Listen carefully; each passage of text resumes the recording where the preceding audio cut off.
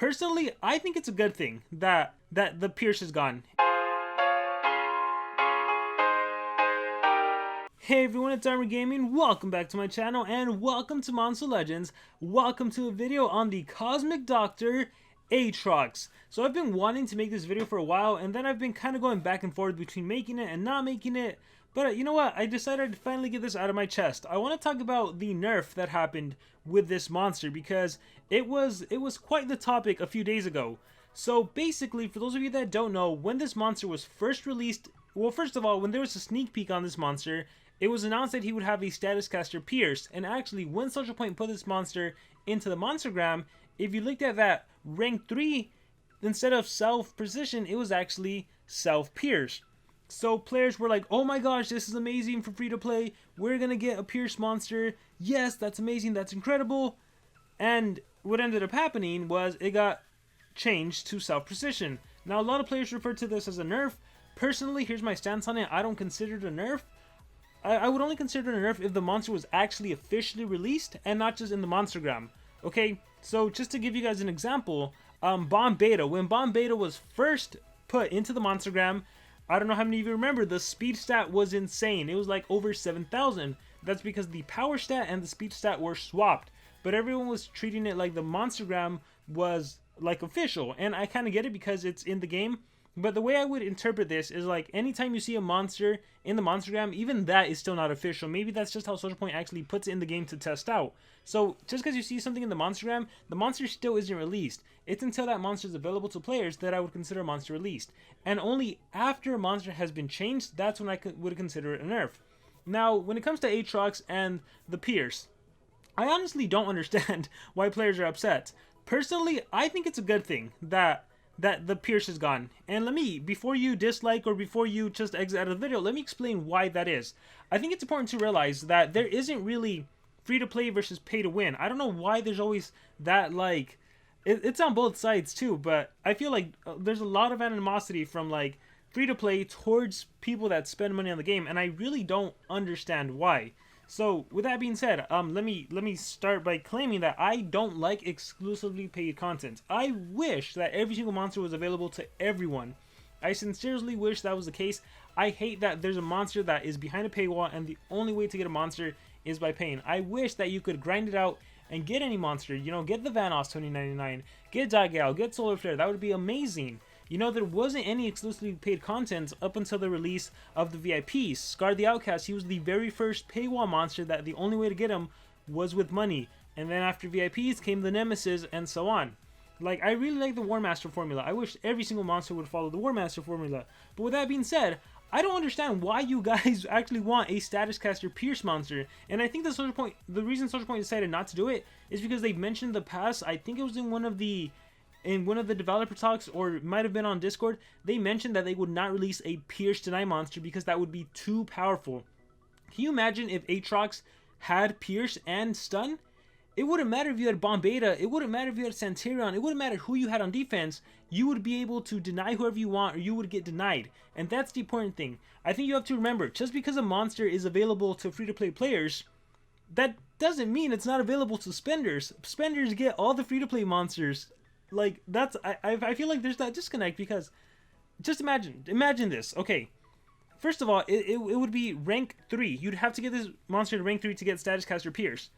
If a monster is super good, you know, Moonhaze is like the best free-to-play mythic monster, guess who has him fully ranked up? The spenders. Not the free-to-play players, the spenders. Because spenders spend, they have access to more resources, therefore they would be able to take the monster all the way ranked up. So if Atrox was actually released with a self Pierce and he could stun, double stun in that case, don't you think spenders would automatically fully rank him up?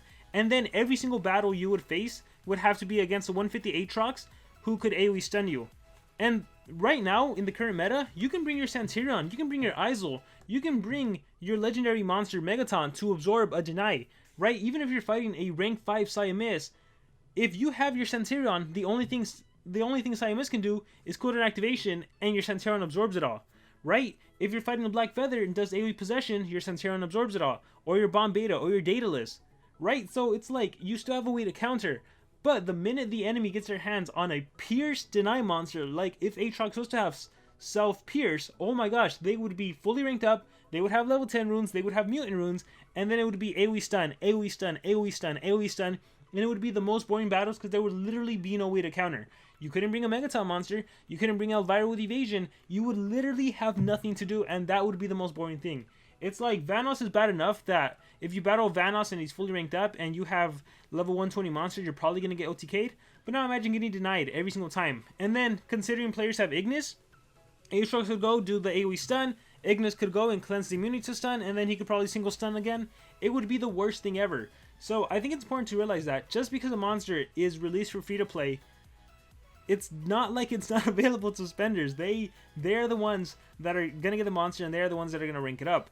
Right, so anything that is an advantage to the free-to-play community will always be an advantage to anyone that spends because they have the resources to rank up. So I don't know how many of you know. How many of you have Stardust? Do you guys know? Like, I'm curious. If you're a free-to-play player, let me know in the comments below and let me know how much Stardust do you have. Because in order to get this monster to rank 3, in order to get any Cosmic to rank 3, you actually need 1900 Stardust. So assuming this monster did come out with Pierce, how many of you actually even would have had enough to take him to rank 3? I'm really curious because I feel like probably not a lot of players. I feel like most players probably don't have more than 1,000. Maybe I'm completely wrong, but yeah, that's just something to consider, right? And especially because right now we just saw 2 really great monsters that are going to be released, Craster and Lindworm. And they're really good monsters, right? Crasters could potentially be good to taking out Megaton monsters.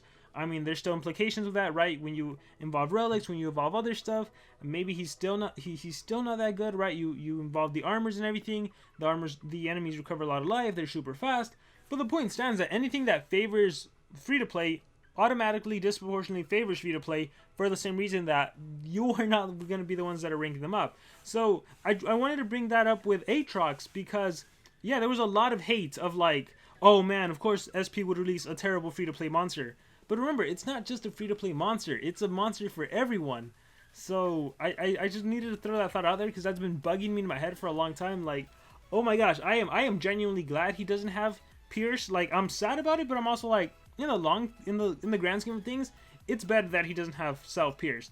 If he had Pierce at the start of the battle, the game would be so boring. Right now, I use Armor Claw, I use Psymiss, I use Ondana, and if I had to face a cosmic monster that has crazy stats, that had a stun, he would penetrate and stun all my monsters. I don't even know if he would stun Armor, because Armor has a status caster stun immunity. I don't know if he would bypass that.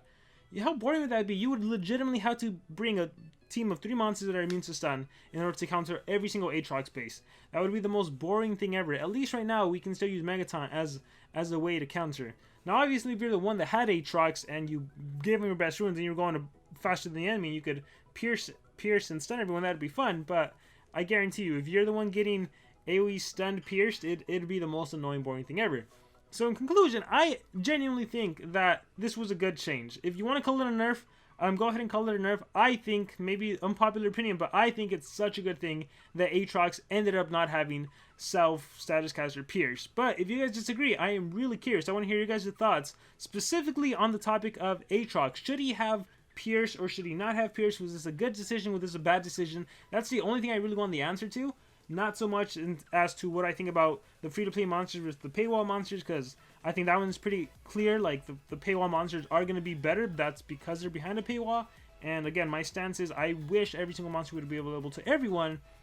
But for now, it is what it is. And again, if you are free-to-play, complete free-to-play, I'm curious, how much Stardust have you accumulated since the start of the Cosmic Era, since 1 month ago? Let me know in the comments below, and thank you very much, guys. Remember to subscribe.